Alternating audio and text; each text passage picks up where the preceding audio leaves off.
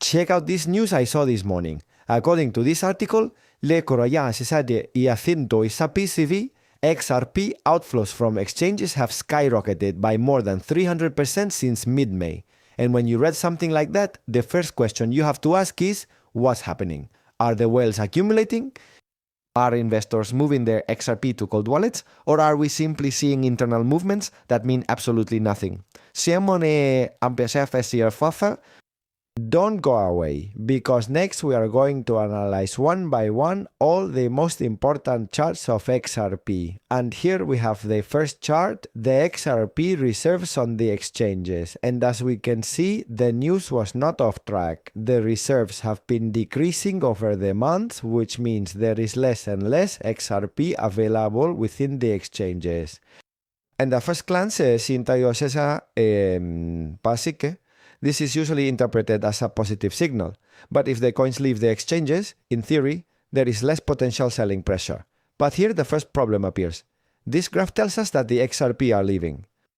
What it doesn't tell us is who is withdrawing them. Are they small investors? Are they big whales?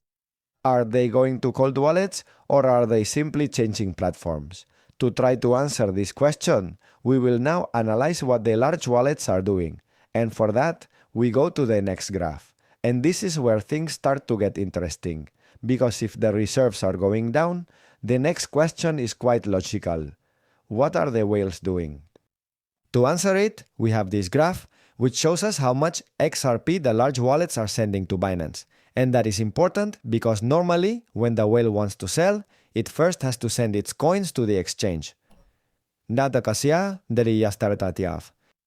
As we can see, there are significant movements and specific peaks, but we do not observe a massive and constant influx of XRP to Binance. In other words, the whale is still moving, but it doesn't seem like we are facing an aggressive distribution.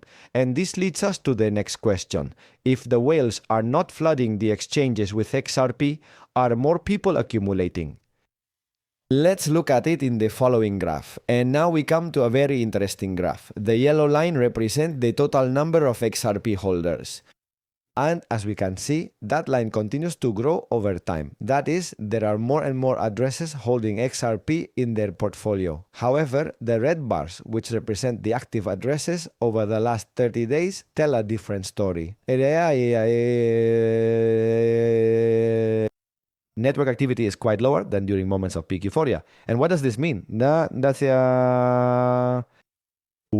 there are more people holding XRP, but less speculative activity compared to previous peaks. And this fits quite well with what we have seen so far. Less XRP on the exchanges, more holders keeping XRP, and whales that, at least for now, do not seem to be sending massive amounts to sell. But we still have a very important piece of the puzzle left. What are the speculators doing? And to answer that question, we are now going to analyze the long and short ratio. The largest liquidations have mainly affected bullish positions. That is, the market has been expelling many of the investors who were expecting a rapid rise in XRP.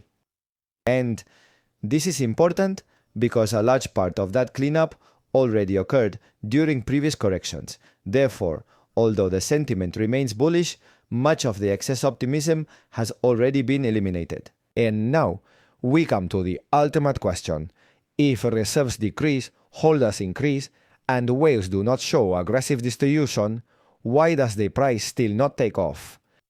Let's finish by observing the weekly chart of XRP, and the conclusion I have reached is that we have less XRP on the exchanges, we have more holders. We don't see aggressive distribution by the whales, but the price still does not confirm the trend change.